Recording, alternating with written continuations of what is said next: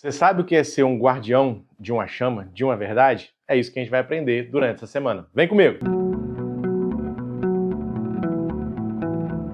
E aí, meus saleiros e minhas luminárias, tudo certinho com vocês? Bem-vindos mais uma vez ao nosso canal Vira Crente.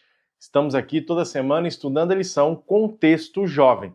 Desde já, quero agradecer a você que se inscreve, que compartilha os vídeos, você que tem comentado os nossos vídeos, muito obrigado pelo retorno de vocês.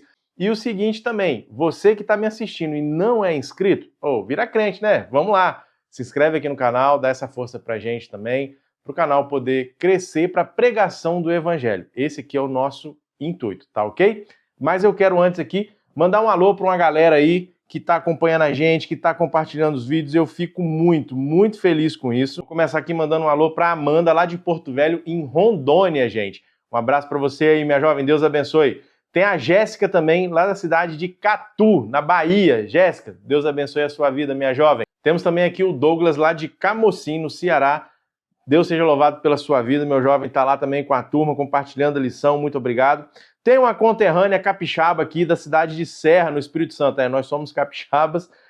A Beatriz, ela é lá da cidade de Serra, como eu já falei, né? Pelo amor, né, Beto?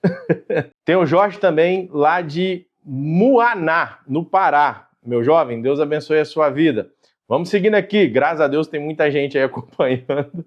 A Karen, ela é também conterrânea, capixaba, lá de Vila Velha, lá na Grande Vitória. Deus abençoe você, minha jovem. Hernandes Silva, o Hernandes, ele é de São Gabriel da Palha, no Espírito Santo. Então tem capixaba aqui com força, tem mais capixaba do que gente, hein? Brincadeira.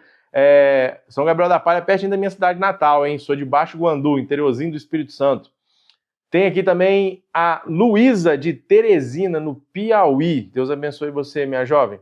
Temos um xará aqui, né? O Beto, o Betinho, lá o pessoal chama ele de Betinho. Ele está em Cabeço Verde, Lisboa, Portugal. Estamos internacionais. Olha que bênção. Bênção pura, sem mistura. Deus seja louvado por isso. Betinho, ele está lá com os jovens e adolescentes da igreja estudando a nossa lição aqui. Que Deus abençoe muito a vida de vocês. Um abraço aí, galera. Temos aqui também a líder de jovens da Sociedade Atalaias, de Salinópolis, lá no Pará. É a Samara. Samara, Deus abençoe você, os seus jovens também aí dessa comunidade Atalaias. Nós temos aqui também a galera da base Summit, eu acho que é assim que fala, tá? Eles acompanham o nosso canal, acompanham a lição aqui junto com a gente. Eles são de Santo Antônio da Platina, no Paraná. Um abraço para vocês aí também, meus saleiros e minhas luminárias. E temos aqui também o Kelton Ramos, ele é da comunidade líder da comunidade de jovens Elementos 412. Eles são de Peixoto de Azevedo, no Mato Grosso. Um abraço para toda essa comunidade jovem, Deus abençoe todos vocês. Gente, eu só tenho a agradecer, porque o canal, ele acontece por causa de vocês. Então, muito obrigado por compartilharem. Você que está chegando agora, seja bem-vindo. Um abraço para todo mundo. Meus saleiros e minhas luminárias, espalhem a palavra. Bom, mas então vamos para o nosso estudo aqui da lição. Tema da semana, Guardiões da Chama. O nosso texto-chave está em Apocalipse 12, dos versos 10 ao verso 17. Dá uma lida para você compreender, pega o título e dá uma olhada na tirinha. Nós vamos olhar a tirinha agora para a gente poder entender o conteúdo da lição que nós vamos estudar. Na tirinha nós temos uma fila de pessoas. E essas pessoas, o primeiro que nós vemos aí é Jesus. Jesus Cristo, ele levantou novamente a chama do verdadeiro evangelho. No tempo de Jesus, a Bíblia, os ensinamentos ali de Deus já estavam bem distorcidos. A partir nós temos os discípulos e aqui um representante, é Paulo. Paulo também levantou essa chama da verdade, pregou o evangelho de maneira assim extraordinária. Seguimos com Lutero. Lutero, nós sabemos aí que iniciou a reforma protestante com ele, mas antes dele tiveram outras pessoas também. Está vendo na frente de Lutero aí? Esse camarada, eu identifiquei ele aqui como Isaac Newton. Isaac Newton, ele estudou muito mais Bíblia do que física. Você pode pesquisar, ele escreveu sobre as profecias de Daniel, profecias de Apocalipse, e ele defendia as verdades bíblicas assim, com tudo que ele tinha. Talvez você nem sabia disso, né? Mas está vendo aí, foi usado por Deus. Depois nós temos Miller, Ellen e Tiago White. Nós temos aqui a partir de 1844, um movimento de reforma também, a partir das verdades bíblicas. E essa chama foi passado para cada um. E agora tem um jovem segurando essa chama. Esse jovem aí você pode olhar como você. Você é quem vai seguir levando essas verdades bíblicas. Então hoje você é chamado para ser um guardião da chama. Que chama é essa? A chama das verdades bíblicas. Satanás sofreu um golpe fatal com a vida, morte e ressurreição de Cristo aqui nessa terra. Quando Cristo passa por todas essas etapas sem pecar, ressuscita, Satanás ele é derrotado, completamente derrotado.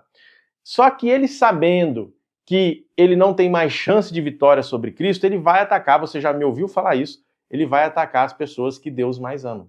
Porque cada alma que é perdida, Deus sente no coração dele. Satanás, a partir dali, de que Cristo ressuscita, ascende ao céu, Satanás vai com tudo para cima dos cristãos. Em Apocalipse 12, no verso 12, mostra pra gente a expansão do evangelho. Mostra como o evangelho cresceu, como era pregado. Satanás, não, peraí, esse negócio está errado. O povo não pode acreditar nesse Deus que eu tenho raiva. Não, e eu não, como vou derrotar Deus, eu vou para cima de todo mundo, como eu acabei de dizer para você. E os detalhes aqui desse verso, você vai enxergar o grande conflito mesmo. Satanás indo para cima da igreja, indo para cima de Jesus quando era criança, dos remanescentes, aquele povo, o restinho ali, o pouquinho que sobrou, que prega a verdade, Satanás está indo para cima deles com todas as forças. Nós estamos inseridos nesse meio, mas nós vamos entender um pouco mais, aprofundar durante a semana sobre esse contexto de que Satanás tentou derrubar a verdade de todas as maneiras, mas em todos os tempos, Deus levantou um povo para a pregação do evangelho, que não se corrompeu com as mentiras de Satanás e continuou levando a chama da verdade. Apocalipse 12 mostra pra gente que a igreja seria perseguida e com muita força, mas que Deus ia preservar a igreja, os cantos isolados da terra. Daqui a pouco a gente vai chegar nisso daí. Mas a primeira perseguição que aconteceu com o povo de Deus aconteceu com Saulo. Você se lembra? Saulo, Paulo, pois é. Antes de Paulo se converter, ele perseguiu os cristãos mais ou menos 3 anos e meio ali depois do Pentecostes e matou muita gente. Ele realmente acreditava naquilo que ele estava fazendo, ele acreditava que era um mandado de Deus. Jesus o encontra, ele se converte e ele se torna o maior evangelista depois de Jesus Cristo que nós temos na Bíblia, é o apóstolo Paulo. Tanto que a maioria dos livros do Novo Testamento são dele. Mas depois que Paulo ele é preso, morto por causa do evangelho, nós temos outros exemplos disso. O Coliseu Romano, na inauguração dele, milhares de cristãos foram mortos por não negarem a Jesus Cristo. E aí Roma passa de Roma imperial para Roma papal. A perseguição continua. A ideia de Satanás era matar os cristãos. Aí tem uma frase que ela é indicada a Tertuliano, que ele fala o seguinte: o sangue de cristão é como semente, quanto mais cai no chão, mais brota. Satanás mudou a estratégia. Então ele foi para dentro de uma igreja, colocando meias verdades e usando ali os homens para perseguirem aqueles que estavam com toda a verdade, pregando toda a verdade. Um exemplo foram os valdenses. Os valdenses eram discípulos de Pedro Valdo. Pedro era um padre da Igreja Católica e ele foi contra ensinamentos que não eram bíblicos e começaram a perseguir as pessoas que ele ensinava. Aconteceu muito massacre com os valdenses. Eles se escondiam, nas montanhas isoladas do norte da Itália. E muitos jovens valdenses disfarçados, os agentes secretos de Cristo, vamos dizer assim, naquela época, eles saíam para pregar para outras pessoas. Quando eram descobertos, eles eram mortos. Depois, na sequência da história, nós temos o início da Reforma Protestante. Se fala muito de Lutero, mas o arauto da Reforma foi um padre chamado João Wycliffe. Depois de João, nós tivemos Jerônimo de Praga, que era um discípulo de João Hus. A história de João Hus é impressionante também. Quando ele foi para ser ali morto por não negar as verdades bíblicas, o carrasco queria acender a sua fogueira e ia acender por trás. Ele fala, não, pode acender aqui, pela minha frente, eu quero ver. E segundo a história, quando João começa a queimar, ele olha para o céu e começa a cantar louvores. Eu acredito ali que naquele momento foi como Estevão, ele viu a glória de Deus. E com isso, com essas pessoas que se levantavam e defendiam a Bíblia, o poder do papado foi ficando fraco. Agora, a ferida mortal, que fala lá em Apocalipse 13, por exemplo, acontece com a prisão do Papa Pio VI, que foi feita pelo general Berthier, que era general do exército de Napoleão Bonaparte. Deus protegeu o seu povo nos cantos isolados da terra, lá na Itália, no norte da Itália, em terras britânicas. Ele prometeu que a mulher, a igreja, ela seria engolida pela terra, ou seja, ela seria protegida. E muitos fugiram da Europa e vieram para os Estados Unidos, onde começaram uma nova religião, adorar a Deus sem a perseguição que acontecia. Deus protegeu o seu povo em toda a história. E hoje, ele ainda nos protege para levarmos a verdade. Hoje você é chamado para ser um arauto Arauto é aquele que leva, né, que mostra a verdade. Então você, meu jovem, está convidado para ser isso. A fidelidade às verdades bíblicas nunca foram populares. Porque isso mexe muito com as pessoas. As pessoas não querem abrir mão, às vezes, dos seus desejos, elas não querem se colocar naquilo que a Bíblia pede, elas querem continuar vivendo aquilo que elas acham que devem viver. E desde o começo da história era minoria. Noé, só entrou Noé e mais a sua família dentro da arca. Ninguém deu ouvidos a Noé. Abraão também, ela era minoria. Se a gente for lá para o tempo de Elias, você se lembra? A maioria do povo se corrompeu. Elias tinha só um pouquinho de gente junto com ele. E por aí vai, se a gente for lendo a história. Satanás, ele tem um interesse muito grande naqueles que preservam a verdade. Qual é esse interesse? Ele quer massacrar, ele quer destruir. Isso parece ser forte, né? Mas tem que ser forte mesmo. Se não fosse Deus nos protegendo, nós já estaríamos todos destruídos. O que a gente tem lá em Apocalipse 12, 17? Você se lembra que eu falei que o remanescente, o restinho do povo? Pois é, o dragão ficou irado contra o restinho do povo de Deus. E quem é esse povo? Está lá claramente, aqueles que guardam os mandamentos de Deus e têm o testemunho em Jesus. Não é aquele que guarda o mandamento, são os mandamentos de Deus. E em lugar nenhum da Bíblia está falando que os 10 mandamentos foram abolidos. Ah, mas lá em Mateus fala que são só 2 mandamentos. Adorar a Deus acima de todas as coisas e o teu próximo como a ti mesmo. Aí Jesus logo fala em seguida, mas desses mandamentos dependem toda a lei. Ou seja, os 4 primeiros mandamentos, dá uma olhadinha lá em Êxodo 20, vão falar de adoração a Deus. Os outros 6 vão falar de relacionamento, é relacional com o seu próximo. Então, aqueles que guardam os mandamentos de Deus, não tem vergonha e não tem medo de seguir aquilo que Deus pede. E tem o testemunho de Jesus.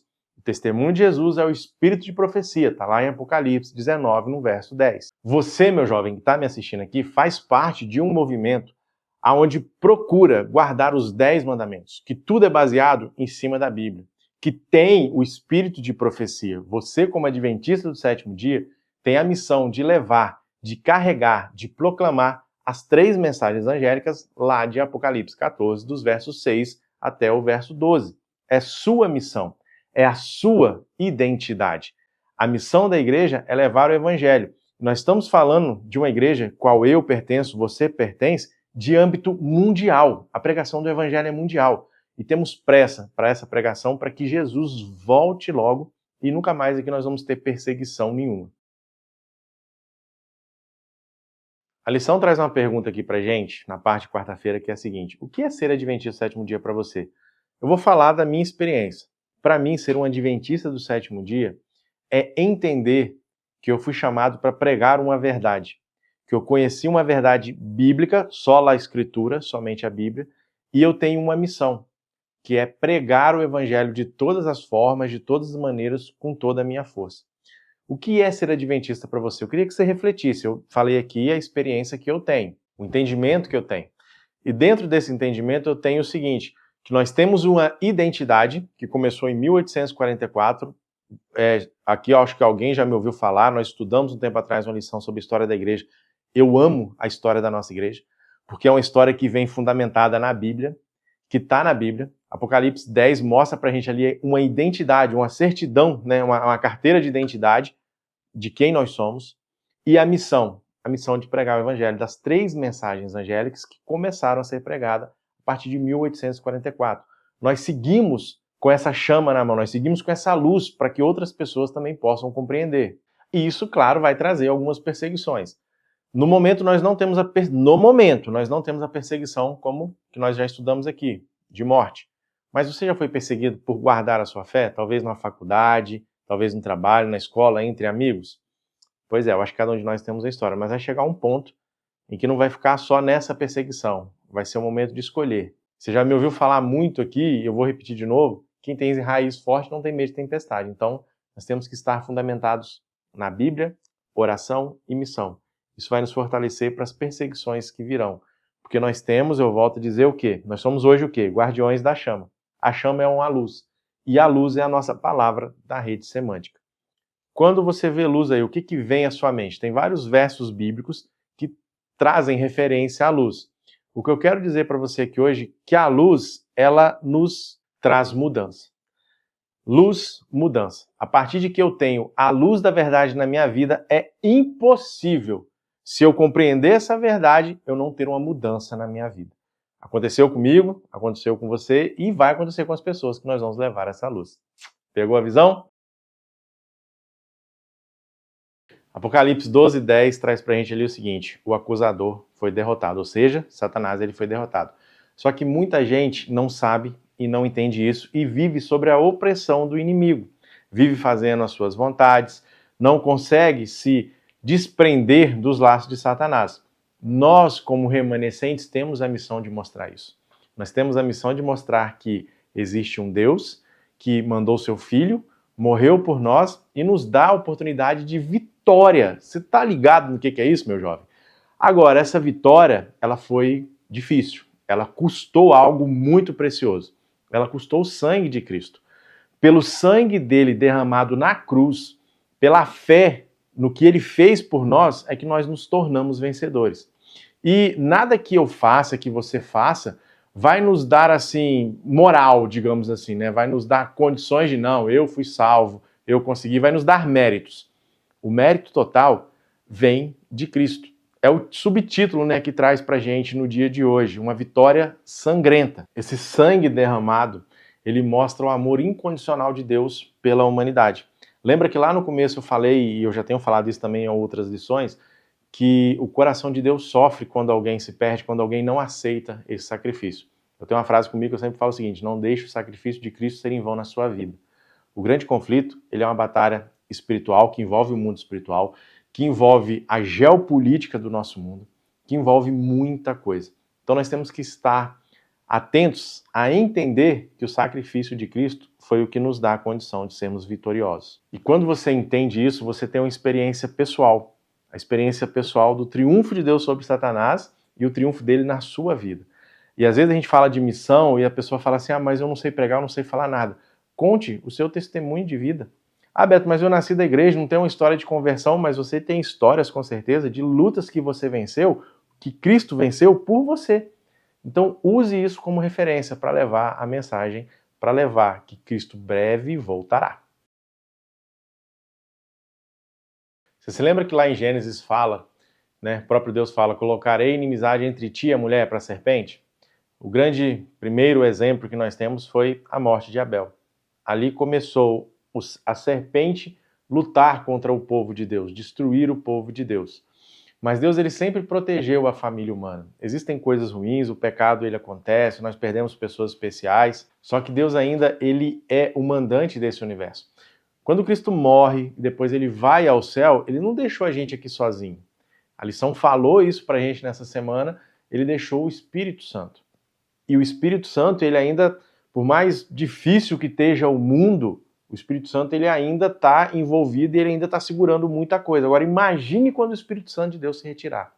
Porém, o povo de Deus vai ser perseguido, vai ser difícil, mas não será abalado, porque os anjos de Deus vão nos proteger. Isso é uma promessa, é uma maravilha. Se você nunca parou para estudar o livro de Apocalipse, o livro de Daniel, ganhe tempo se aprofundando nisso. E depois você vai lá no livro Grande Conflito que você vai ver que encaixa perfeitamente com a Bíblia. A Bíblia, ela traz pra gente tudo que aconteceu, está acontecendo e vai acontecer.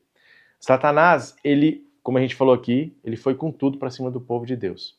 E existem 3 grandes batalhas que acontecem nesse contexto. Lá em Apocalipse 12 mostra isso pra gente. A primeira batalha que nós temos é o dragão Satanás contra Cristo. Ela começou no céu, depois se estendeu na terra e Deus foi vitorioso, Jesus foi vitorioso, tanto no céu quanto na terra.